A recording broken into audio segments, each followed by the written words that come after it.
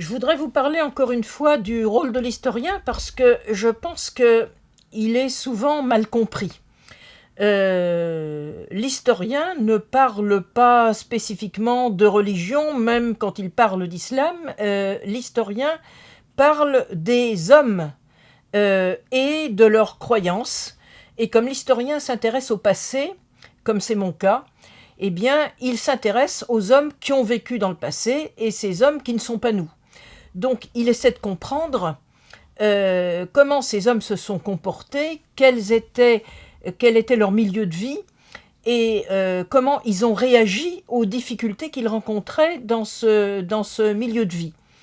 Alors, comme je m'intéresse au début de l'islam dans l'Arabie, au début du 7e siècle, dans une des zones les plus arides de l'Arabie, et que le Coran est une parole qui s'est dite d'abord à la Mecque, eh bien, je suis quasiment contrainte de vous parler du désert et des chameaux, puisque la Mecque n'était pas une oasis, et donc les Mecquois étaient constamment en relation avec les pasteurs du désert, pour leur déplacement, pour leur approvisionnement, puisque rien ne poussait sur place et qu'on était obligé de faire au bas mot 70 km pour aller chercher le pain quotidien. Alors aujourd'hui, on sort de chez soi et on prend une voiture ou on va à pied, on prend en 5 minutes.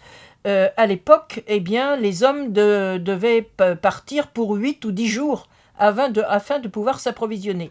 Donc il est absolument essentiel de comprendre les conditions matérielles de vie de ces hommes dans leur époque pour faire de l'histoire. Alors, avant de parler de leurs croyances, de leurs peurs, de leurs désirs, il faut comprendre les conditions matérielles de leur vie, et c'est pourquoi je suis contrainte de vous parler sans arrêt du désert et des chameaux, parce que c'est dans ce milieu-là, c'est dans ces déplacements-là que les conditions de vie étaient les plus difficiles et qu'il fallait affronter les risques les plus importants.